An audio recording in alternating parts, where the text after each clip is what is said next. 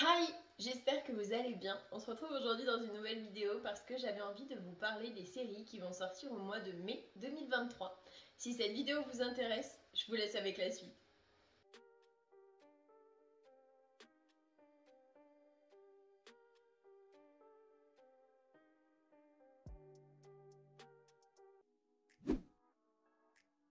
La première série qui doit sortir le 1er mai, il s'agit de White House Plumbers, qui raconte l'histoire en 1974 de E. Howard Hunt et J. Gordon Liddy qui planifient un cambriolage au sein de l'immeuble du Watergate, plus précisément dans les locaux du Parti démocrate. Ce scandale va conduire à la démission du président Richard Nixon. Le 2 mai, il y a la nouvelle série Une lueur d'espoir, qui va nous raconter la remarquable histoire d'une secrétaire d'une vingtaine d'années, Miep J.S., qui n'hésite pas un instant à aider son patron, Otto Frank, quand il lui demande de le cacher, lui et sa famille, durant la Seconde Guerre mondiale. Pendant 2 ans, Miep, son mari et d'autres personnes vont veiller sur les 8 âmes qui se dissimulent dans l'annexe secrète de l'entreprise d'Otto Frank. C'est Miep qui trouvera le journal d'Anna et qui le conservera en lieu sûr, afin que par la suite, Otto Frank puisse raconter avec sa femme leur histoire au monde entier. Le 4 mai, il y a la nouvelle série La Reine Charlotte, la chronique Bridgerton, qui est bien évidemment un spin-off de la chronique de Bridgerton, qui va se centrer plus spécifiquement, comme son nom l'indique, sur la reine Charlotte, mais plus précisément sur son enfance, son adolescence, de comment elle a rencontré celui qui va devenir son mari, mais qui va aussi être le roi, et de comment elle va réussir à devenir la reine, de ses amitiés, mais aussi de, je pense, quelques trahisons qu'il y aura. Concrètement, c'est jamais tout beau tout rose quand il s'agit de la royauté, faut pas rêver. Ce qu'il faut savoir, c'est que Charlotte, donc la jeune fille qui n'est pas encore reine Charlotte, est promise au roi d'Angleterre contre son gré. Charlotte arrive à Londres et se rend compte que la famille royale n'est pas du tout ce qu'elle pensait être. Plus le temps passe, plus elle trouve ses marques dans ce nouvel environnement, entre l'étiquette et son futur nouveau mari. Malgré les difficultés, Charlotte est en passe de devenir l'une des monarques les plus incontournables d'Europe. Le 5 mai, il y a la nouvelle série Silo, je sais pas comment faut le dire, qui raconte l'histoire dans un futur où la Terre est dévastée et l'air devenu toxique. Les survivants vivent dans un silo géant souterrain de 144 étages. Au sein de cette communauté, les individus doivent se plier à des règles qui sont censées être là pour les protéger. Ça va plus précisément nous parler d'une jeune femme qui ne comprend pas ces règles, qui se demande pourquoi elles sont là, à quoi elles servent réellement, parce qu'elles ont l'air complètement absurdes, et qui va se demander si la Terre est réellement inexploitable, inhabitable. Et j'ai l'impression qu'elle va se rendre compte au fur et à mesure que c'est un gros mensonge que... Alors peut-être que, passé un temps, la Terre était en effet inhabitable et que l'air était toxique. C'est ce qu'ils n'arrêtent pas de leur montrer en images. Mais je pense qu'au bout d'un certain temps, la Terre s'est naturellement détoxifiée. Je sais pas si on peut dire ça comme ça, mais qu'en gros, au bout d'un certain temps, elle est redevenue à la normale. Mais tous ceux qui dirigent le silo mentent aux autres habitants et j'avoue que je ne sais pas trop pourquoi. Le 7 mai, il y a Undo Stress, nouvelle génération. Alors, si j'ai bien compris, donc ça va parler de l'école des arts, donc bien évidemment l'histoire de base de Undo Stress. On va suivre le quotidien de nouvelles personnes, mais avec des anciens personnages de Undo Stress, donc certains persos emblématiques qui vont revenir dans la série. Alors je ne sais pas s'ils vont être professeurs, mais en tout cas j'en ai l'impression, qui vont se mettre de nouveaux challenges et qui vont aussi challenger les élèves dans le sens où ils vont pas juste donner des cours et faire des choses comme ça, ils vont essayer de les motiver à faire un petit peu comme des concours, si j'ai bien compris, à vraiment s'entraîner et donner le meilleur d'eux-mêmes chaque jour pour essayer de se dépasser au fur et à mesure du temps qui passe dans cette école des arts. Le 10 mai, il y a la nouvelle série Class of 09.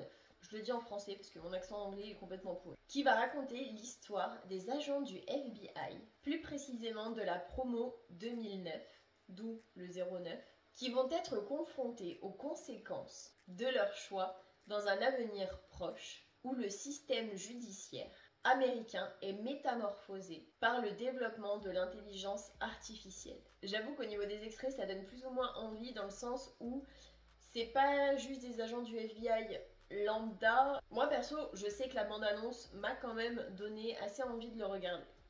Le 11 mai, il y a la nouvelle série Besoin d'amour. Marco Delgado, de son vrai nom Mark Gutman, a fait carrière dans les films X. Une modeste carrière besogneuse qui malheureusement touche à sa fin. Depuis quelque temps, Marco est pris de mystérieux malaises. Il s'effondre pour un oui ou pour un non, tombe inanimé, comme foudroyé. Après avoir étudié son cerveau, on lui diagnostique un bien étrange et rare mal. Marco a besoin d'amour. S'il ne trouve pas cet amour, si on ne l'aime pas, un jour il s'effondrera et ne se relèvera pas. Ce genre de série, j'ai envie de rigoler quand je lis le synopsis personnellement. Mais bon, pourquoi pas. Le 12 mai, il y a la nouvelle série Black Knight. Dans un futur dystopique, ravagé par la pollution de l'air, la survie de l'humanité dépend des livreurs atypiques, surnommés les Chevaliers Noirs. Apparemment, les Chevaliers Noirs sont des personnes qui ont la chance, je ne sais pas si c'est vraiment de la chance, on va dire que c'est entre gros guillemets, d'être donc des Chevaliers Noirs. C'est des personnes en fait qui transportent de l'air potable, si j'ai bien compris. Alors je ne sais pas si c'est dans des espèces de camps, de villes ou que sais-je, mais en gros ce sont des personnes qui prennent le risque de sortir alors que l'air n'est pas viable, l'air est toxique, pour amener de l'oxygène aux autres habitants en fait tout simplement, pour qu'ils puissent vivre entre guillemets paisiblement. Beaucoup de personnes, si j'ai bien compris dans la bande-annonce, ont envie de devenir ce qu'on appelle des chevaliers noirs, mais c'est quand même quelque chose d'assez risqué, dans le sens où il suffit qu'ils soient mal isolés de l'air ambiant quand ils font leur trajet, qu'ils peuvent mourir en fait tout bêtement. Donc j'avoue que c'est quelque chose de noble ce qu'ils font, mais de là à envier ce genre de personnes parce qu'ils font quelque chose de ouf, je veux dire c'est pas comme vouloir être chirurgien, médecin, des gens qui aident les autres, mais qui ne prennent pas, entre guillemets, le risque de mourir en le faisant. Donc j'avoue que c'est une noble cause, mais c'est quand même un petit peu risqué. Ils savent les conséquences, mais ils le font quand même pour le bien des autres. C'est faire passer les autres avant soi, ce qui en soi est réellement noble. Le 17 mai, il y a la nouvelle série High Desert, qui va raconter l'histoire de Peggy, une ancienne toxicomane qui décide de prendre un nouveau départ après la mort de sa mère bien-aimée, avec laquelle elle vivait dans la petite ville désertique de Yucca Valley en Californie. Apparemment, elle va vouloir devenir détective privée. J'espère que ça va marcher. En général, quand on a un membre proche de sa famille qui décède et qu'on n'a personne d'autre sur qui compter, ça arrive très souvent que les personnes veulent se reprendre en main et veulent changer complètement leur avenir, leur métier. Enfin, en général, c'est une étape de deuil, je pense. Mais du coup, d'avoir pas une passion, d'avoir envie de changer comme ça du tout au tout, c'est quand même assez cool. En général, il y a deux styles de personnes. C'est soit les personnes qui n'arrivent pas, entre guillemets, à continuer à vivre malheureusement et qui veut juste rejoindre les gens qu'il aime, soit ils se reprennent en main et arrivent à vivre justement en se disant que les proches qui sont partis veulent voir cette personne vivre en fait tout simplement. Le 18 mai, il y a la nouvelle série XO Kitty. Kitty Sang-Covey pense tout savoir sur l'amour, alors qu'elle est quand même assez jeune. Quand elle part à l'autre bout du monde pour retrouver son petit ami, elle se rend compte que les relations amoureuses sont bien plus compliquées que ce qu'elle ne pensait être. Si j'ai bien compris, elle vit en Amérique et elle a un petit copain, je ne sais pas s'il est chinois ou japonais, mais tout ce que je sais c'est qu'apparemment elle va réussir à convaincre ses parents de partir dans la même école que son petit ami. et je ne sais pas si ses parents vont la suivre ou pas, mais apparemment elle va aller dans la même école que son petit ami. Alors je ne sais pas si c'est réellement son petit ami ou si c'est une personne sur qui elle a flashé et qu'elle veut rencontrer.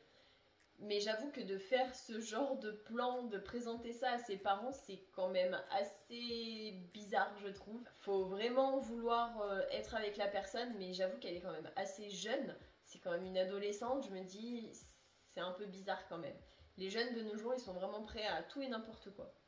Le 19 mai, il y a la nouvelle série Primo, qui va nous raconter le quotidien d'un adolescent américain d'origine mexicaine qui doit trouver un équilibre entre ses aspirations universitaires, les attentes de la société et la vie familiale qu'il mène avec sa mère célibataire et ses 5 oncles.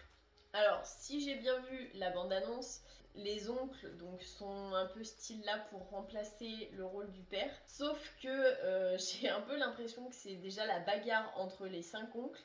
Alors j'imagine que au niveau de l'adolescence, ça doit pas forcément être simple de s'y retrouver avec autant de figures paternelles. Je sais pas comment il va se débrouiller, mais à sa place, je pense que je galérerais un petit peu. Alors certes, ça a l'air quand même assez mouvementé dans leur famille, chez eux plus précisément, parce que du coup, avoir 5 oncles en plus de sa mère, je pense que ça doit être quand même assez complexe à gérer. Surtout quand on est un adolescent. Déjà en étant adulte, ça doit être compliqué, mais alors en étant ado et en ayant ses propres problèmes d'adolescent, ça doit être un petit peu chelou, je dois l'avouer.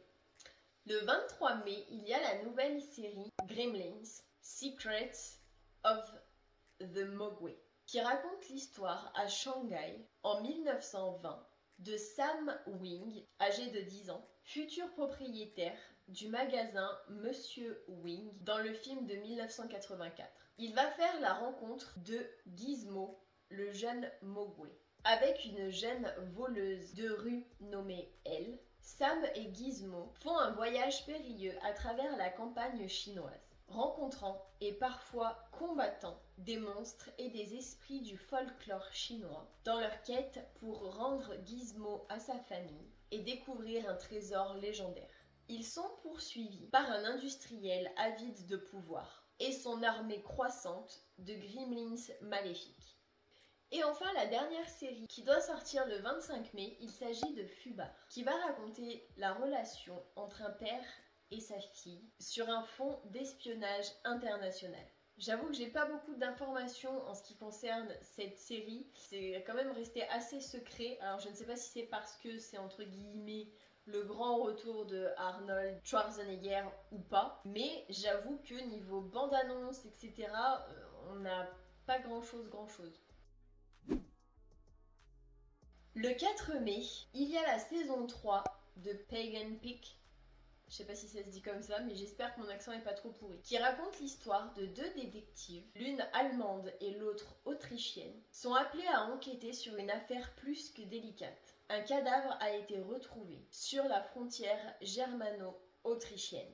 Le 11 mai, il y a la saison 3 de HPI, qui raconte l'histoire de Morgane, 38 ans, 3 enfants, 2 ex, 5 crédits et 160 de QI, et d'une bonne dose d'insoumission, apparemment, qui va voir son destin de femme de ménage complètement chamboulé lorsque ses capacités hors normes sont repérées par la police, qui lui propose un poste de consultante. Problème, la jeune femme déteste la police. Et apparemment, leur relation travail n'est pas forcément tout le temps au beau fixe. Elle a pas l'air super agréable. Alors je sais pas si c'est parce que justement c'est des flics ou parce que elle aime pas les personnes en général ou pas, mais j'avoue que ça a l'air d'être quand même assez marrant à regarder. Le 12 mai, il y a la saison 3 de The Grey, qui raconte l'histoire de Catherine II, qui est confrontée à un monde dangereux et barbare. La jeune idéaliste est déterminée à changer les choses. Il ne lui reste plus qu'une chose à faire, tuer son mari, l'empereur Pierre III, contrer l'église, dérouter les militaires et rallier la cour à sa cause. J'avoue que ça fait quand même un planning assez chargé, je dois l'avouer. Apparemment, elle essaie de tuer son mari, mais alors je sais pas si elle ne veut pas réellement le tuer ou pas, mais j'ai pas l'impression qu'elle y arrive. Je pense qu'au fur et à mesure, ils se sont attachés l'un à l'autre, ce qui semble assez logique. Enfin, c'est dans l'ordre des choses, mais Ça n'a pas l'air d'être une relation très conviviale, on va dire ça comme ça. Le 14 mai, il y a la saison 8 de Fear the Walking Dead, qui raconte l'histoire de Madison, qui est conseillère d'orientation dans un lycée de Los Angeles. Depuis la mort de son mari, elle élève seule ses 2 enfants. Alicia, excellente élève qui découvre les premiers émois amoureux, et son grand frère Nick, qui a quitté la fac et qui cumule les problèmes. Il n'accepte pas réellement le nouveau compagnon de leur mère, Travis, qui est un professeur dans le même lycée et qui est un père divorcé d'un jeune adolescent. Autour de cette famille recomposée, qui a du mal à recoller les morceaux, d'étranges comportements font leur apparition. Le 24 mai, il y a la saison 5 de Mayans MC, qui raconte le parcours initiatique d'Ezequiel Reyes, dit EZ, un jeune bandit tout juste sorti de prison et jeune recrue au sein des Mayans Motorcycle Club. Rongé par son désir de vengeance contre les cartels, Ez s'engouffre rapidement dans un monde de violence, et ce, malgré la volonté de son père, Felipe. Et enfin, le 31 mai, il y a la saison 4 de Nancy Drew. Durant l'été de ses 18 ans, alors qu'elle s'apprête à partir pour l'université, Nancy Drew se voit obligée de rester plus longtemps que prévu dans sa ville natale suite à la mort de sa mère. Elle décide de travailler en tant que serveuse après la mort de sa mère. Elle a même fini par ranger son amour pour les faits divers et les crimes en tout genre au placard. Mais le meurtre d'une jeune femme, qui pourrait bien être liée à une histoire de fantôme, va la propulser malgré elle dans une enquête qui la dépasse et qui va la forcer à déterrer des secrets profondément enfouis. Et voilà, j'espère que cette vidéo vous aura plu. Si c'est le cas, n'hésitez pas à la liker, ça me fera super plaisir. J'espère aussi que vous aurez passé un bon moment en ma compagnie. Je vous fais plein d'énormes bisous et je vous dis à la prochaine pour une prochaine vidéo.